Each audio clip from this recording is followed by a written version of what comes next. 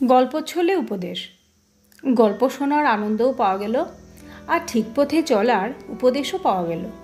এমন অনেক গল্প বলেছেন স্বামীজি, স্বামী বিবেকানন্দ। আজকে স্বামীজির একটি গল্প আমরা শুনব। গল্পের নাম রত্নাকর। ডাকাতি ছিল রত্নাকরের পেশা। সে লুকিয়ে থাকতো বনের আড়ালে। নির্জন পথে যাচ্ছে পথিক, রত্নাকর বেরিয়ে এসে মারধর করে তার সর্বস্ব কেড়ে নিত। ওই ডাকাতি করে যা পেত তা দিয়ে তাদের সংসার চলত। রত্নাকরের মা, বাবা, স্ত্রী কেউই জানত না তার এই দস্যুবৃত্তির কথা। একদিন নারদমুনি যাচ্ছেন সে পথে। রত্নাকর বেরিয়ে এসে বলল, থামো। সে কি? কেন? তোমার কাছে যা কিছু আছে সব দিয়ে দাও আমাকে। আপত্তি করেছ কি তোমাকে মেরে ফেলে সব নিয়ে নেব?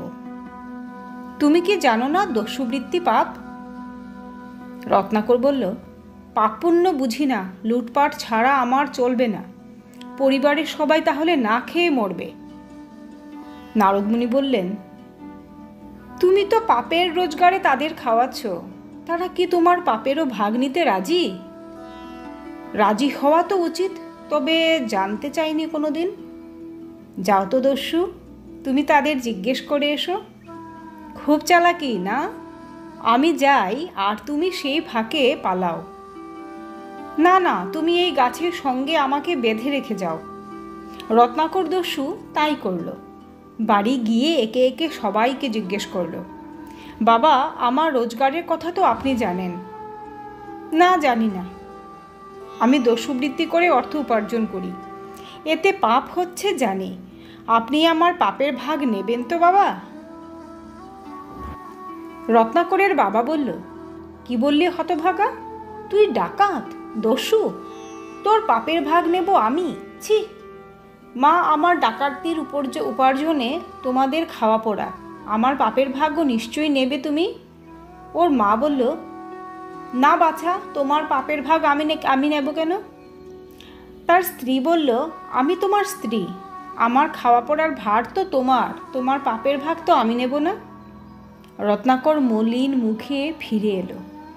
নারদের বাঁধন খুলে দিয়ে তার পায়ে লুটিয়ে পড়ল সে। প্রভু নারদ, আপনি ঠিক বলেছেন, পরিবারের সবার ভরণ পোষণের ভার আমার, কিন্তু কেউ আমার পাপের ভাগ নিতে রাজি নয়। ভাবছি এই দস্যুবৃত্তি আমি ছেড়ে দেব। নারদমুনি বললেন, তাই করো রত্নাকর, দস্যুতা ছেড়ে তুমি সাধনা করো। তারপর থেকে ধ্যানে ডুবে রইল দস্যু।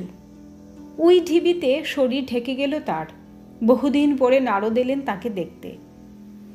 তুমি আর দস্যু নও রত্নাকর, সাধনায় সিদ্ধি লাভ করেছ। উই বা বল্মীকের দ্বারা তোমার শরীর ঢাকা পড়েছে, তাই আজ থেকে তোমার পরিচয় মহর্ষি বাল্মীকি।